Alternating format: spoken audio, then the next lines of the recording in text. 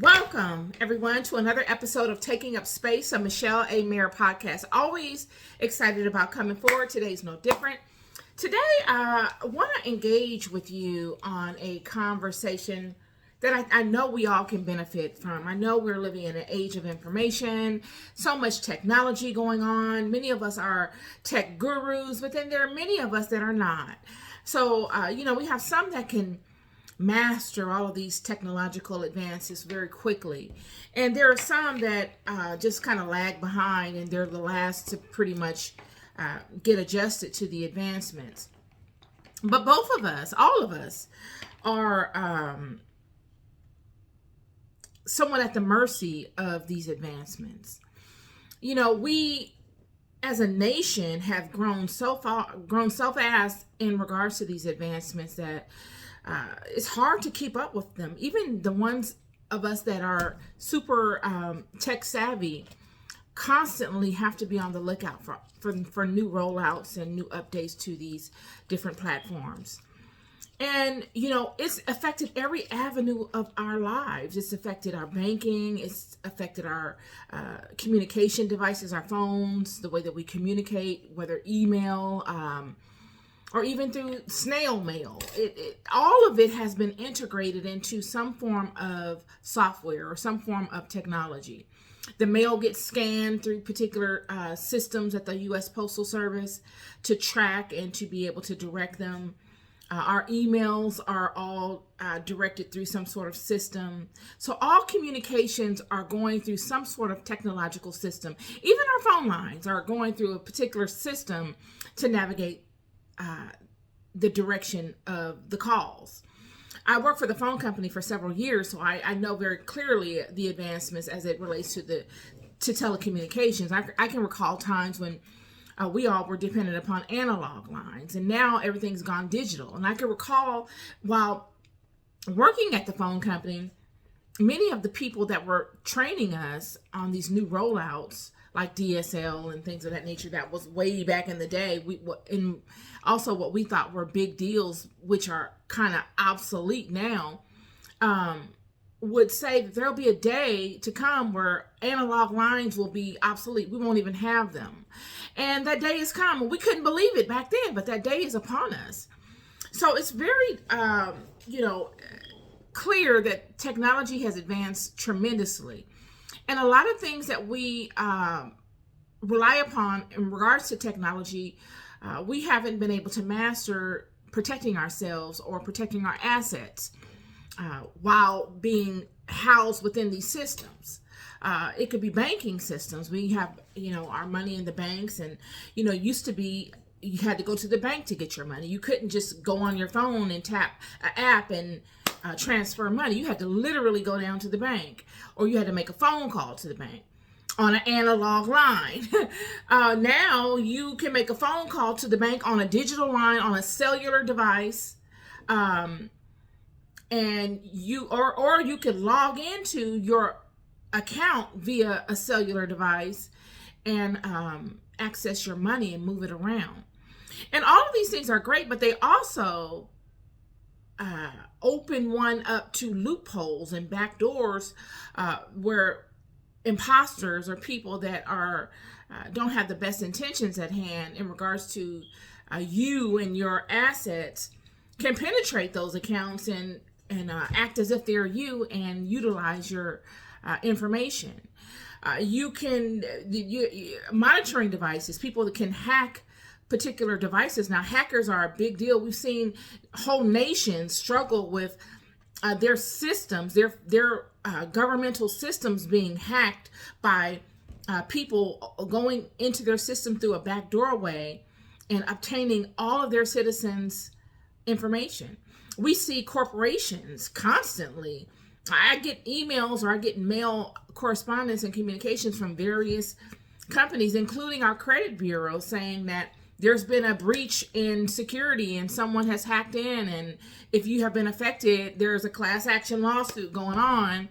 You can kind of bandwagon on and get some compensation because someone has accessed your information. It's really, really paramount. It's just as paramount, this whole hacking aspect as is just as paramount as is all the benefits to these systems. They kind of are neck to neck. But one wouldn't know it unless they uncovered it. And when you cover it, it happens so often to just regular people. No one really makes a big deal out of it, right? It's more common than not, is what I'm saying. And, you know, in thinking of someone seeing you in this aspect, you know, it's offensive in a sense where someone is peeping into your most personal or most intimate moments or information, and there's really nothing you can do about it. I mean, you can go and report it, but if you've ever reported such things, it's such a hassle to shut an account down or to report some things and have that account gone and then wait for the card to come or the new account to be set up while life is happening. You still need those funds. You still need access to those accounts. It's an inconvenience.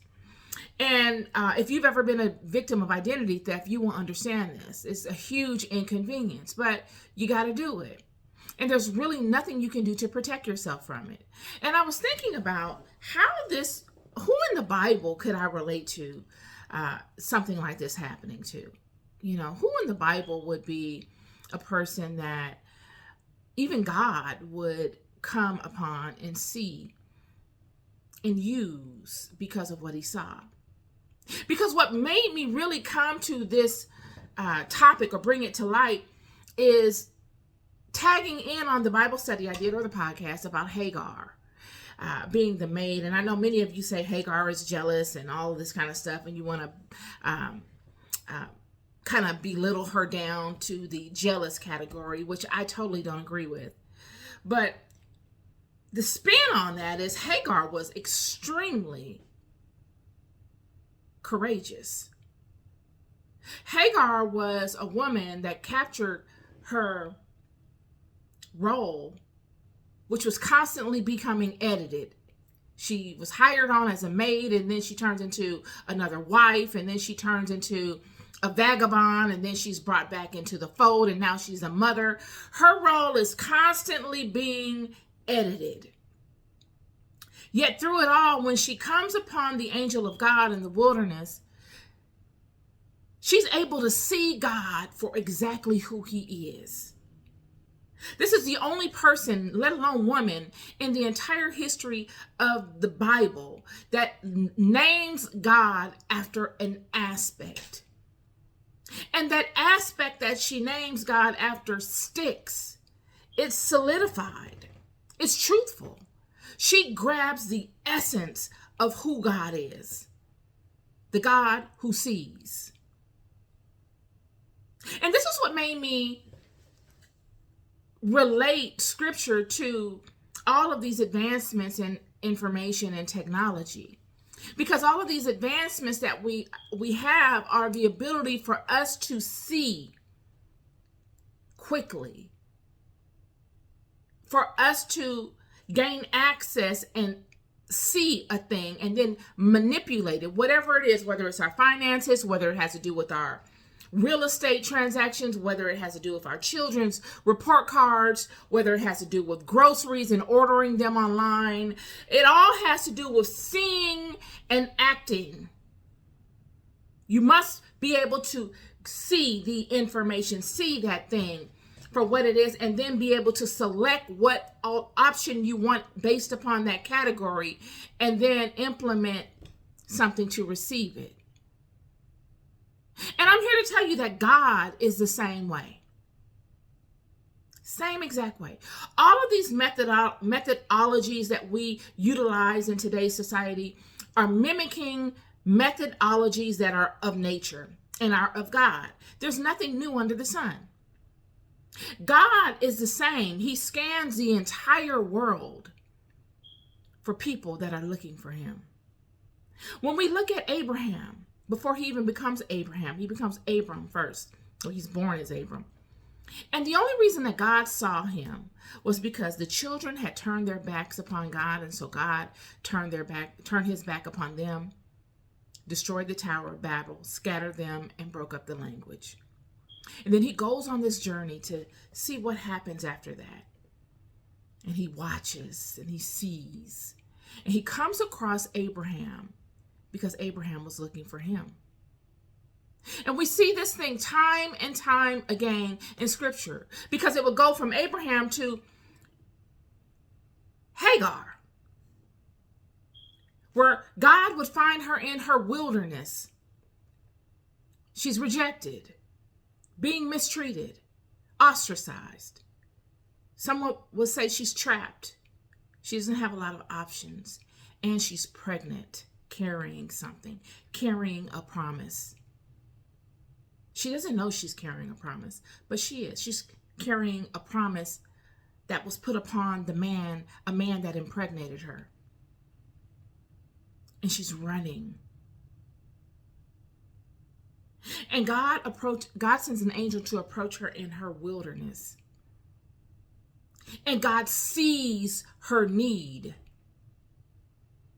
The only reason she knows that God sees her need is because of what God blesses her with. The way God tells her her blessing. He tells her to go back to the mistreatment.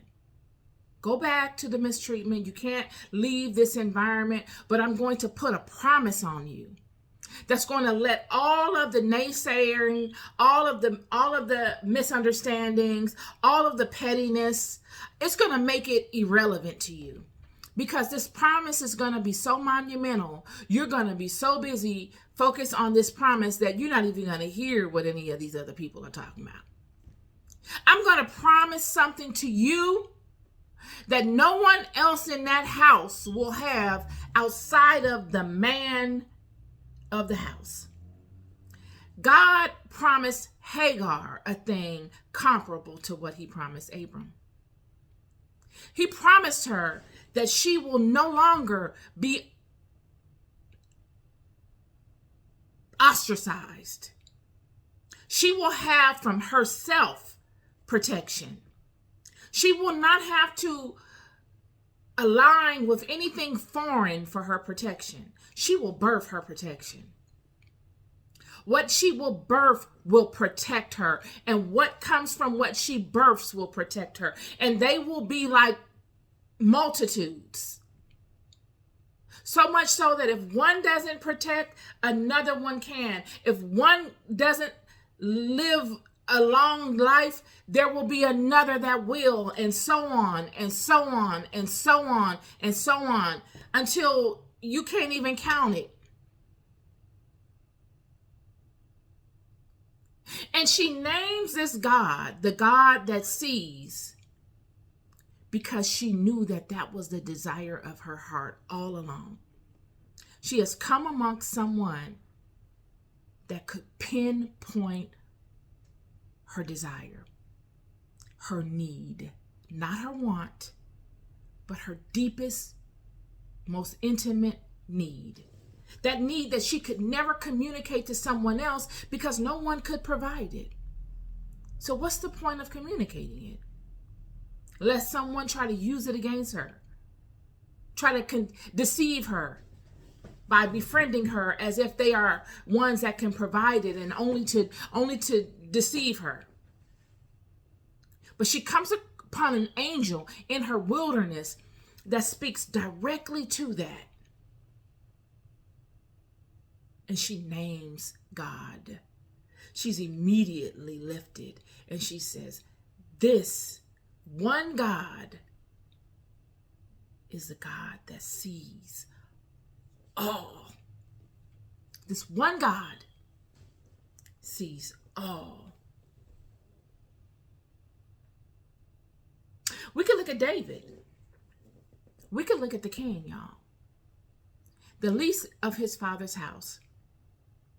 When Samuel came to David, Samuel didn't openly tell anyone why he was there. All the elders of the community were there. They knew Samuel was in Jesse's house.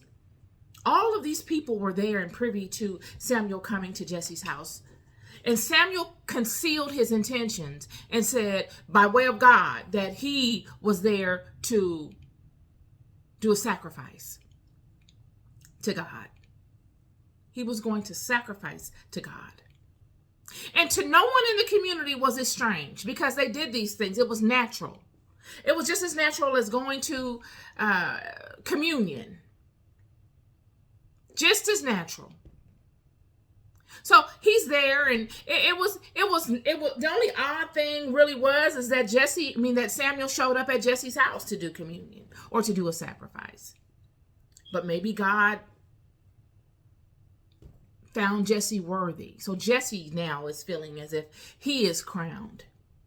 Everyone in the house feels crowned and blessed because Samuel, the priest, has come to do a sacrifice at Jesse's house.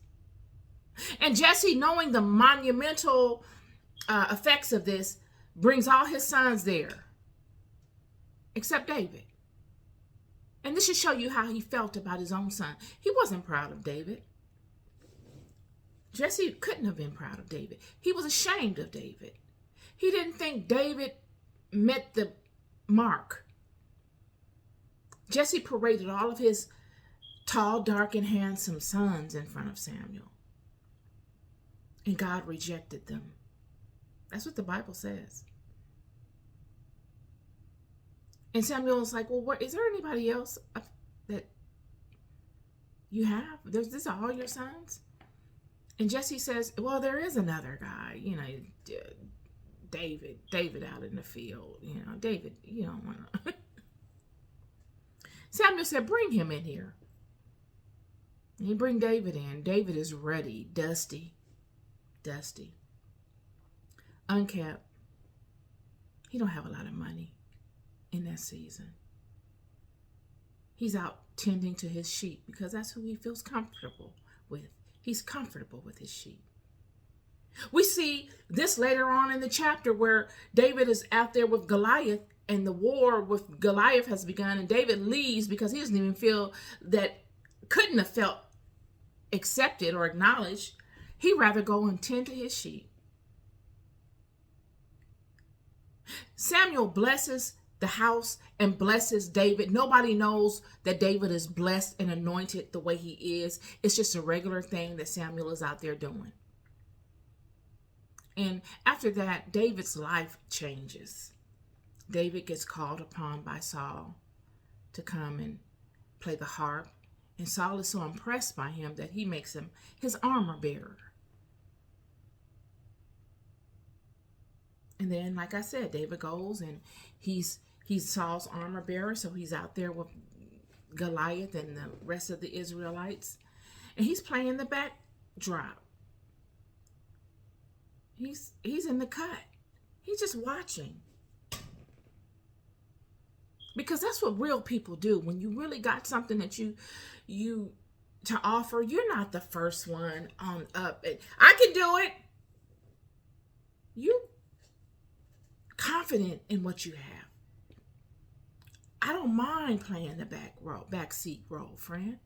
It doesn't hurt my feelings at all. It don't take nothing away from me. I want y'all to go for it. I want to see what you're working with. I want to see if you're working with what I know I'm working with. That's the only way I'll know. But if I come out there first and I got it, I'll never know. I'll be the least knowing. And this is David. No one steps up. Really probably wasn't a big deal. Goliath wasn't probably talking all of that at that time. So he leaves and he goes to his sheep because that's what he liked. He liked being alone with his stuff. Let them go and do their thing. I'm cool over here with my stuff. And long story short, he ends up slaying Goliath. We all know the story. But what I want to get to is the fact that how God found David, y'all. The Bible speaks to God telling Saul that he wasn't going to make the cut through Samuel. Saul's like, okay, great, just don't tell anybody. They don't tell anybody. Then the next episode is God sends Samuel to Jesse's house because he found someone to replace Saul. In no time. And that's what leads me to this conversation. It's not an easy thing to reap the rewards of God watching you, because there is a testing period that you must overcome successfully. It's not like God watches you because he has nothing else to do and selects you because there's no one else there for him to select. He selects you because he thinks you're worthy. He knows you to be worthy. But he must put you through situations for you to find your own self-worthy in, friend. David needed to experience certain things. There is nothing more important in life than experience. Your experiences make you who you are. Without them, you're nothing. It is your experiences that get you all the stripes on your arm. They give you your credentials. That's why you can't judge people by a look. This is why God spoke to Samuel in the way he did. I don't care about a look. Because 9 times out of 10, those that dress up and make it look a certain way are manufacturing that because they're lacking in another avenue. It's usually the ones that don't have the look and that don't invest their money and resources so much into the look that are your star players. They don't need to do all of that because they actually stand for something. And they are usually the ones that fool you every single time. Every idea that you have on these people is thwarted. Once you think you got your finger on them, they show another aspect of themselves. And another, and another, and another. Because this is what happens when you walk the road that God sends you on. It brings all sorts of gifts forward, friend. All sorts of gifts that you don't by will expound upon them. They come forth by way of other experiences that provoke them to show up. And this is David. David is thinking, wow, Samuel came to my father's house and anointed me and blessed our house. Look at my life. It's doing great. I was anointed. I was made armor bearer. I defeated Goliath. But after that third situation, everything seemed to go crazy. All hell broke loose. All hell broke loose for David. All of those positives that David felt were so great turned into a nightmare. And that's for many of us. See, David had all of his situations connected to one person. But many of us have our situations spread out over different timelines and through different people. But it's the same way. David would have most of his struggles through Saul and all of his fights with the Philistines. But many of us have different Sauls and different Philistines. And we will be triumphant in our beginning and we'll be like, darn, God is with us. Yes, we are great. We're dominating. We're living in our purpose. We're doing our thing. We're making a name for ourselves. We can contend. We can compete. Only for you to get to a place where you know you can do those things. And then that roller coaster is like you're at, Six Flags or whatever amusement park is in your state. And you've gotten to the top. You got to the top and now it's pew. And now all hell has broken loose. And you're having to find skill sets that fit each situation, but not just any skill set. Skill sets that fall in alignment with the truth of you, that fall in alignment to your mantra, your core value systems. Or at least you should. Because that's what the tests come. That's what the trials come to see. What are your core value systems? What is your internal mantra?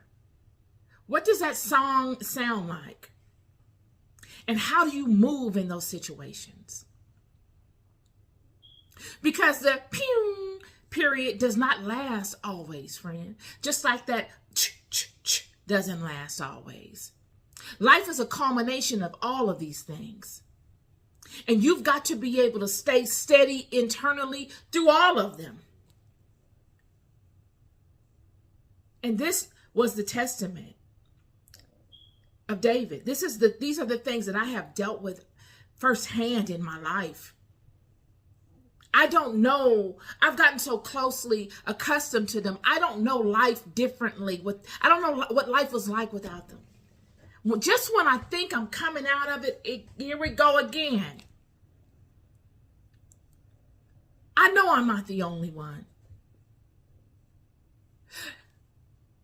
But what they do is they keep you in a perpetual state of preparation. You are prepared. You're ready. You're ready. Whatever it is, you're ready. Because you've got an internal navigational sequence that you have been able to depend upon. It's bankable. It's fortified. You don't need to implore or to adjust to any new sequence of events. You don't need newness in your wartime, friend. You don't need newness in your struggle time. You need to bunker down on what works. You don't need a wide variety. You just need techniques that you know work. And they don't have to be beautiful. You know what makes them beautiful is your reliance on them and your ability to become consistent in the use of them. Consistency brings beauty. You can make anything beautiful that you consistently do, friend. You can find all kinds of creative ways of beautifying that thing because you're used to it. And what someone else will consider ugly and a mess, at the end, when they see you continue to chip away at it, will call it beauty, will swear it's beauty, friend, on your behalf. They will say, that was the most beautiful display of such and such and such and such that I've ever seen in my life. Yeah. All this came forth from thinking about technology, the good and the bad of it, the ability to look into things, to see.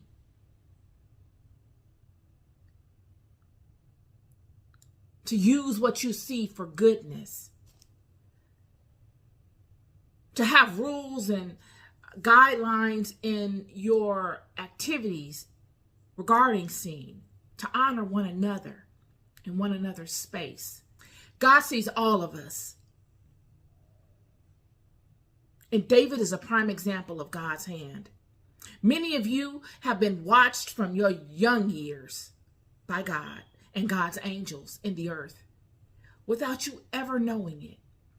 Yet it will take something significant to come upon you for you to be led to a particular place, and then for you to somewhat arrive there. You don't even have to fully stand in it, but you could have been led long enough to be able to see that you're being led. And when you reflect upon your life resume and your past actions in life, you will see a hand. And you will be able to connect the dots. Whereas at the time, you couldn't. You could somewhat see it, but not in the way that you will as you continue on that path of experience with it. This is my word for you today. Be mindful. Everybody is out here being surveyed. Every one of us is under surveillance, friend. Every one of us. So if you think you're embarrassed or upset that somebody is surveying or having you under surveillance, whether it's your girlfriend, your boyfriend, your friend, your foe, whatever it is, will you be as upset if God saw you? Because God sees everything. God sees more than what any person could see of you through surveillance.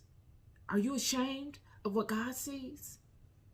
This goes for those that are doing the surveillance. You out here doing all this surveillance. Would you be ashamed? Are you ashamed of what God sees of you?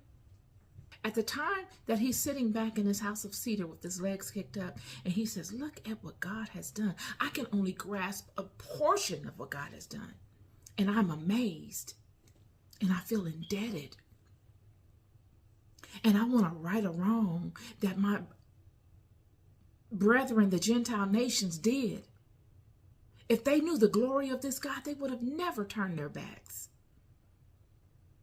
And I'm just so thankful of having this covering. What a beautiful covering. And I'm sitting in this house of cedar, and that Ark of the Covenant is sitting amongst tents. Nathan asked God, can I build him a house? It will be my honor to be the one to come and build you a house. For it has been my honor to speak of you amongst the nations openly. It has been my honor to come before my brethren and speak your truth in real time. There's nothing better that I can do. And Nathan speaks to God, and God says, well, look at this. I don't need a house, friend. If I needed a house, I would have told you. But thank you for thinking of me like that. I know where that spirit is coming from because I'm a searcher. If that ain't it, in its totality, he sees. You cannot escape it. The same God that sees saw David's intention of building him a house. He saw it. And this is what made him bless David the way he did. God blessed David like God blessed nobody's business in the Bible. Nobody. God did that for David. All because David came and asked God something as simple as, can I build you a house? But that statement was bigger than just building him a house. That statement went back to Babylon, to where it all started. David is saying, I want to right a wrong. I want to show you, I want to prove to you that we love you. We honor you. We understand your hierarchy, and we honor and respect it. That's what that was. All to the God that sees. This is a podcast to let you know that God sees everything, friend. Nothing is hidden. And whatever you think you see, you need to multiply that by 1 billion. Because that's what God sees of you. Friend, I have been on a miraculous journey through Oz. A journey I will never forget. But my journey through Oz has been over 20 years, friend. What many people think is a short journey has been very long. It's just my time with a particular group of people in Oz that's been short. But they don't know I've been in Oz for a long time. And this is the part that is so mesmerizing as to the walk that you have with God. It's as if the right hand don't know what the left hand is doing. I can see this in my own life. I know there are some of you that can relate to this. I can think back 20, 30 years and see the hand of God pronounced in my life that have led me to this place that I'm at now. I didn't arrive here just by something that happened 3, 4, 5 years ago. This has been something in the making for well over decades, two decades. And all of the players and the plots and all of the situations are different. For one season it's that, and then for another season it's that, and for another season it's that. But they all lead to a particular crescendo. One crescendo, one major crescendo. They all build on one another. But what I want you to do is not take your eye off of the main focal point, and that is God through it all. Many of you can see God throughout your entire walks. This is the God that sees. This is why when I saw the situation, the communications about, all of these advancements in technology and people being able to see into things that they couldn't have before at a fingertip. Just pick up a device and tap it, and now you are privy to that. Whether you are that person or you're not. Whether you're doing it in a righteous way or you're doing it unrighteously. The fact, it doesn't even matter. It's the fact that you are able to see. We are in an age where we can see. But I'm here to tell you that God has been the one and still is the one that truly sees all along.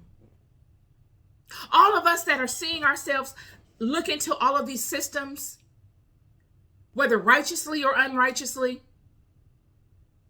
are being watched by a God that sees all. A God that can judge us by our intentions and looking at those systems. So while you think you see, God sees. And when you look at yourselves and you see you, knowing you and all of your truest intentions about all the things, the particular avenues of your life that you devote your time, resources, and attention to, are you proud of those things? Could you stand before God and honestly support your activity in doing those things? Because God sees you, whether if you can or can't. This is the beauty of it.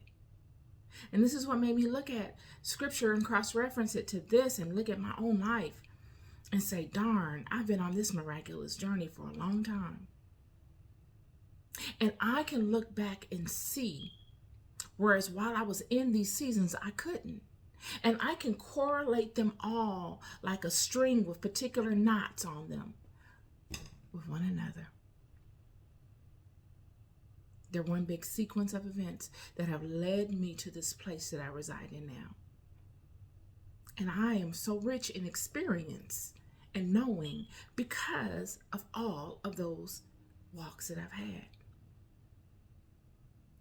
Depending on a God that sees. So what little things that I see are nothing compared to what God sees of me.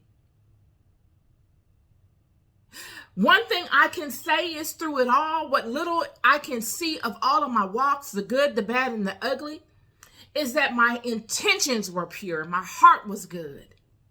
I rest well in knowing that. Because God sees that. Surely a lot of my walks, friend, and many of our walks in life are ugly. If people were to look at us in those seasons, they would say we are ugly. But I'm here to tell you, and you know yourself if you've walked long enough, that you will get to a point in your walk where you will look back on those seasons that you were so embarrassed about, that you thought were so ugly, and you will find beauty in those ashes, friend. I'm here to tell you, those ashes will be beautiful. They will sing a song of beauty. Because anything you stick with long enough and you align to your core value system, you will master and you will make beautiful. Anything you wrestle with long enough, anything will turn your wrestling that once looked immature and average into a beautiful wrestle. a beautiful pen down. I'm here to tell you. This is what I wanted to come on and offer you guys on this beautiful day. I always look to turn my adversity, the things that frustrate me, the things that come along my path to distract me, the things that come upon my path to discourage me, into a testimony and a way of alchemizing them. I've gotten to the point where I've wrestled with these things so much that I can find the beauty in interacting with it without coming forth with the ugliness of it and magnifying the ugliness of it. I come forth to magnify the beauty of it. And in this case, I'm bringing forth the fact that we are in the age of information. We are in the age of monitoring. We are in the age of having tremendous information and capabilities of interacting and manipulating that information at our fingertips. There's a greater hand at play. It's systems on top of systems, on top of systems, on top of systems. Nothing is wasted. And it was my intention to convey this truth to you today using Hagar, Abram, and David. God saw all of them. God saw all of them in their most ugliest moments, in their most basic moments. And because of what God saw in those moments and what they possessed, they became very useful to God, and God blessed them. Stay useful to God in all of your moments. Lead with the proper intention. Stand for something. Put that on your life resume, that I actually stood for something in this life. And I did the integral thing, and watch God move. Keep going, and don't ever get discouraged. Peace and love.